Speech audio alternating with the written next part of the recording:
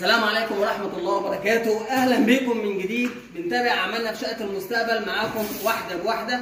طبعا احنا خلصنا أعمال السباكة وأعمال الكهرباء وأعمال الجبسون بورد وشغالين دلوقتي في مرحلة السيراميك. هنبدأ نتكلم على المرحلة اللي احنا وصلنا لها.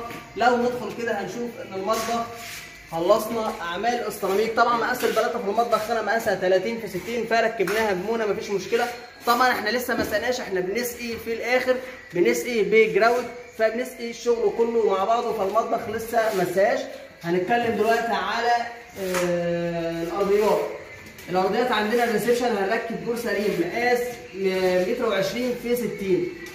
طبعا احنا عارفين ان البورسلين لازم يركب بماده، ما ينفعش البورسلين يركب بمونه. الشقه هنا كان في سيراميك قديم كانت مشطبه قبل كده وراكب ليها سيراميك. طب ازاي هنركب البورسلين؟ فضلنا ان احنا ما نكسرش السيراميك القديم. ليه؟ لان البورسلين بيركب بماده مش سيراميك. فلو كسرت السيراميك القديم عشان اركب البورسلين صح، الافضل ان انا اعمل طبقه مونه وبعد كده اركب عليها طبقه ماده بنسميها طبقه كاس. فاحنا ضربنا عصفورين بحجر، ان احنا وفرنا التكسير ما كسرناش السيراميك القديم، وهنقدر نركب بماده على السيراميك القديم. طبعا عشان نقدر نركب بماده على السيراميك القديم فاحنا بنجرح السيراميك القديم بالصاروخ، وهوريكم في الاوضه احنا اشتغلنا فيها وجرحنا وبالفعل ركبنا سيراميك. الغرف سيراميك بورسلين 60 في 60. دي الماده اللي احنا شغالين بيها ماده سكت سيور، وبنحط عليها ادوبونت. طبعا الادوبونت بيخلي المونه قويه وبيعمل تماسك قوي ما بين السيراميك القديم وما بين البورسلين. دي ماده سكت سيور من شركه كيماويات البناء الحديث. يبقى دلوقتي احنا هنجرح هنا السيراميك زي ما هنوريكم وزي ما عملنا في الغرف، وهنركب البورسلين مقاس 120 في 60. ولازم تركب بصلايب لان البلاطه مقاسها كبير عشان نحافظ على اللحامات، وكمان عشان ما يبقاش في تقوس في البلاطه. تعالوا نشوف وصلنا لايه في مرحله الغرف. احنا هنا مثلا في الغرفه دي شغالين فيها في مرحله ان احنا بنجرح زي ما انتم شايفين، شغالين بصاروخ. فجرحنا السيراميك القديم بالطريقه دي علشان نخلي سطح السيراميك خشن. لما تركب البورسلين على السيراميك يبقى السطح مش ناعم وخشن بالطريقه دي. وكذلك بنعمل في بقيه الغرف. طبعا حابين برضو نقول كلمه سريعه كده على الحمام. الحمام كان عندنا مقاس البلاطه 33 في 90، فما كانش ينفع نركبها بمونه، ركبناها بماده. ازاي؟ طبعا بنمحر الحمام الاول وبنربع ونزوي وبعد كده بنركب بماده. طبعا هنزل لكم كل الكلام ده بعد ما نخلص. تعالوا نشوف احنا هنا في الغرفه الثانيه في مرحله التركيب.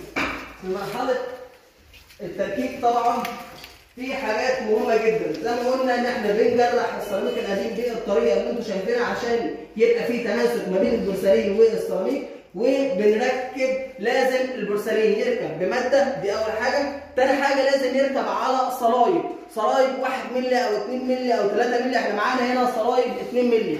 طب ليه الصلايب دي يا باشمهندس؟ اقول لك ليه.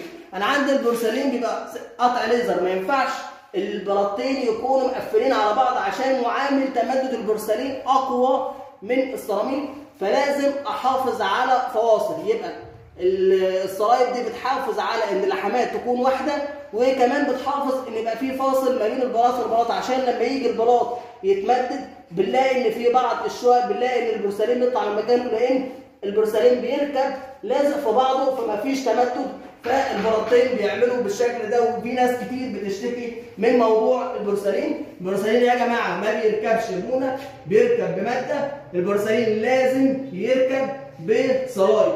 كمان في حاجه لازم نراعيها واحنا بنركب البورسلين، لما تيجي تركب لازم تسيب فاصل ما بين الحيطه وما بين البورسلين. ليه؟ برضه عشان نفس القصه ان معامل تمدد البورسلين قوي جدا، فلازم اسيب. وكده كده الوزره لسه هتيجي هتقفل على البورسلين.